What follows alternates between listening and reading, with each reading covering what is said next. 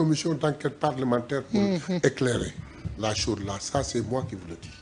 waaw parce que ñu bëre dañu jàpp ne quand même il faudra que yéen député yi il faudrait que les gens comprennent une chose. Ouais. Que ñu ngi woon suñu baptême de feu durant la première année de législature.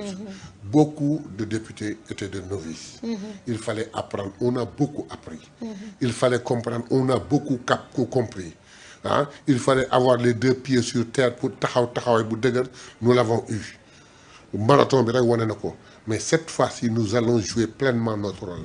Gis nga 2026 bi année exceptionnelle lay doon pour la législature. En tout cas foofu la leen Sénégalais yi di xaar. Ne vous en faites surtout. Il y a beaucoup de réformes yoo xam ne. année exceptionnelle lay doon pour la législature. waaw loolu moom ñu ngi leen ci xaar bu baax a baax.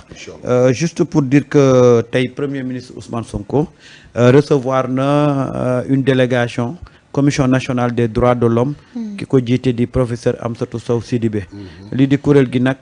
da doon amal li nga xam ne moom mooy première édition du prix national des droits de l'homme li nag lam ca jublu Ousmane la ko jox de pour encourager le gouvernement saluer action positive yi nga xam ne moo jëm ci wàllu droit de l'homme lii di nag kuréelu Amsatou Sow Sidibé boobu Ousmane Sonko la décerné prix d'honneur bi nga xam ne moom mooy at bii ci lu jëm ci wàllu droit de l'homme kon daal Ousmane lañ honoreeti ci li nga xam ne moom moo jëm ci wàllu droit de l'homme ñu décerné ko prix d'honneur bi tey nag la amoon Dóor jox naa la photo bi ñuy remettre Ousmane li nga xam ne moom mooy prix bi Ousmane nag sol na ci costume bu rafet de ah oui Ousmane moom finalement ah tey solo jësneer non mais finalement Ousmane lu ñaaw ci moom dara bu solee yëre olof ku ko bëgg ñaawal ñaaw waaw bu solee yëre olof nga ne lii rek nga ne moom la jàpp mu sol tenue africaine nga ne lii rek la war a sol. c'est pas les marabouts. bu solee costume ñu ne mais moom costume kay nañ ko seetaan rek. nañ ko bàyyi nañ ko def ni ko yàlla def rek noppaliku. ak ni mu ko kasee nii ba jël cravate bu rouge bi dugal ci biir.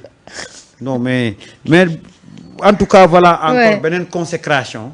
boo xam ne tey kuréel gi Amsatou Sow Sidibé dirigé moom moo ko def jël prix d'honneur jox ko Ousmane Sonko. ci li nga xam ne moom moo.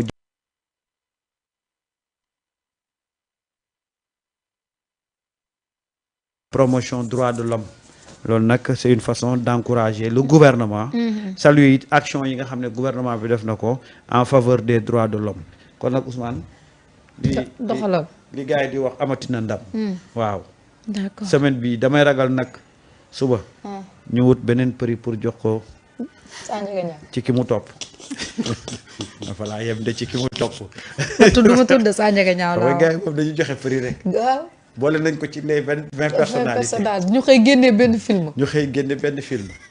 tey ñu ngi nii jox ko prix damay ragal balaay semaine bi di jeex moom it benn waay jóge fële wut beneen prix.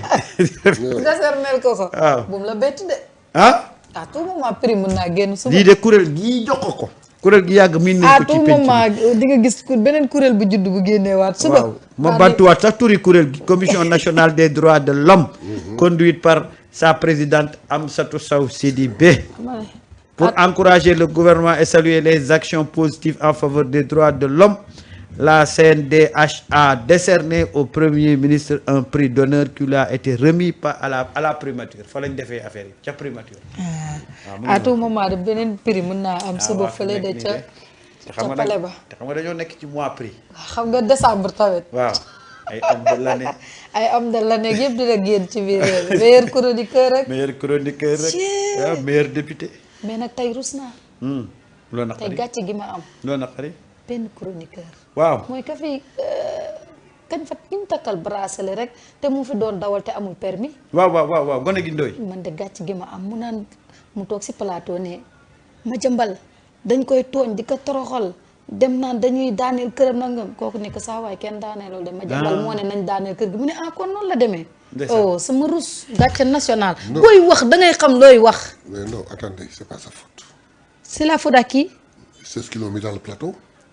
waaw ñoom nañ leen tuddee kay c'est normal. loo jël benn animateur. waaw benn tailleur. waa jooju nga xam luy liggéeyam kenn xamul. alors nga jël ko teg ko. imagine mu toog di yuuxu di faral Madiambal alors que xamoo sax ni fay demee. xam nga yooyu. xam nga kooku bu nekkoon ci temps maire xam nga nu ñuy woowee kooku. xam naa sa wolof sori xamoon nañu koy woowee. déedéet moom la maire yi di woowee tell ma rajax. teel ma kii nag mooy teel ma rajax tey gàcce gi ma am gàcce national tell ma rajax. wax na dañ ko bàyyi nag mu chroniquer ba pare. ba xas bi naan lu tax ñu koy kii dañ ko bëgg a torox ba terminé. waaw femme bi ni ko non ñoom daanee luñ ko def Madiambal moom nañ ko daanee mu ne moom moo wax loolu. Ensuite il n'a pas suivi. Quel gâchis. Il n'a pas suivi en tant que chroniqueur. dafa xam dara day Il n'a waxee pas xol. suivi. C'est Madiambal qui a dit dans plateau bi mu toogoon. boobu même plateau. fan la Madiambal toog wax ni kër jàmbur laa tabax. waaw naxante naag moom jaay ma bañ na fay naa ko prix bii bañ na ma yokk bañ na ma yokkaat bañ na comme noonu la demee te xam naa ni procès bi moo koy gagné du ma ko du mu en tous les cas moo koy gagné. waaw mais dinaa ko topp ba mu jeex 85 millions ba ma fa def bu jaree ma dynamité ko mais dinaa ko sonal topp ko ba mu jeex. waaw léegi lii am tey xamut nag. xam xamul nga booy waxee sama xol. voilà. te yow doo gëstu. gis nga plateau boo fay toog da ngay gëstu. xam lu actualité waaye yow daal na nga ñëw rek xas Ousmane Sonko na nga ñëw rek wax lu ñaaw ci plateau bi dem sa yoon. sans pour tête vide. mais dans beaucoup de plateaux c'est ce qui est recherché mënal wax sañal wax jeex mais na. man daal ci comprendre tey de moom gàcce national la am xoolal leen ma amee ndooy ba xam mi ngi nooyi. loolu la ñuy wax tell ma xoolal rajax. leen ma rek ba xam mi ngi nooyi ndax Xam xam naa nga- ne instant bi moom. nooyeetul de. xam nga gëstu woo. tuccee nañ ko ci réseau waaw bi. moo tax ma ne la rek déggoo lu ma la wax. yal nañ yàlla boo musal ci waxee xol. boo yàkkamtee wax lu bon ci nit. day nëbb sa xel. mu ngoog léegi nag fi ñuy jeexalee mooy. Ouais. gannaaw ba ambassadrice bu France génnee. ca RTS. waaw. waa ministère de la justice tontu nañ ko. nee nañ à la suite des propos de l'ambassadrice de France au Sénégal tenus après l'intervention de la ministre sénégalaise de la justice devant l'Assemblée nationale, les autorités rappellent que les échanges en cours relèvent strictement des accords de coopération judiciaire et du principe de réciprocité entre États souverains, sans aucune pression exercée sur la justice française. Toutefois, ci communiqué bi ministre de la justice génne nee nañ les déclarations de la diplomate perçues comme minimisant la gravité des faits présumés de corruption et de détournement de fonds publics suscitent des interrogations et sont jugées susceptibles d'être interprétées comme une ingérence regrettable. loolu le ministre de la justice daal wax nee na daal na ambassadrice bi génne. waaw ak na mu àddoo ci affaire yi Madiambal ak lu ni mel. dafa mel ni dafa minimiser affaire yi alors que lii lu garaaw la ndax ay mbiru détournement de deniers publics la nee na nag taxawaay boobu ambassadrice bi taxawee boo ko gisee daal dafa mel ni koo xam ne dafay def li ñuy wax ingérence te loolu daf lu regrettable la te nag ministre de la justice wax na mais dëgg. affaire dafa yomb xam dafa yomb regret. waaw xam nga sur le plan juridique. dañu am accord. waaw ñu transgressé accord bi. Sénégal tëgg ci taabal ji. mais arrangé wu leen. moo tax ñu bëgg ko yóbbu sur le plan diplomatique. waaw mais loolu ça passe pas nan def uniquement sur le plan juridique accord bi am na. buñ ko respecté ñu respecté ko buñ ko respecté wul dootuñu ko respecté un point intérêt. waaw ensuite nag Sénégal on ambassadeur de France yi.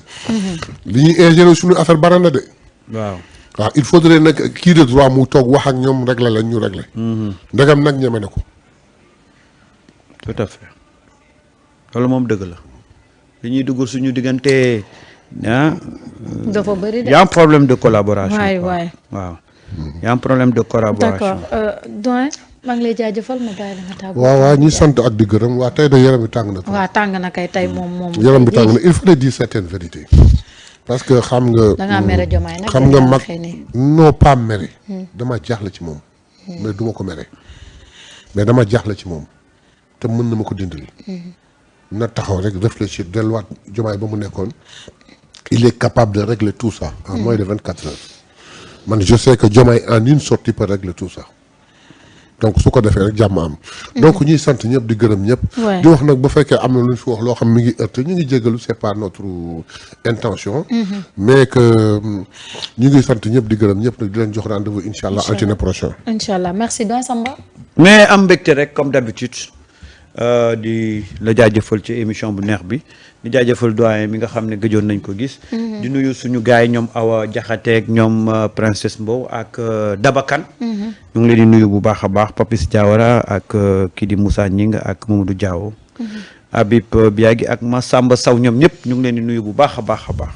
merci beaucoup doyen am mbégte bokk ak yow plateau bi merci également doyen Samba ñi nga xamante ni ñoom laa àndaloon di jaajëfal nos fidèles internautes yi nga xam ni saa su nekk dañuy topp di rafetlu suñu ay programme ñoom instant Ngom ñoom Afa borom Arwa Kemo MI7 production ñoom ñëpp ñu ngi leen di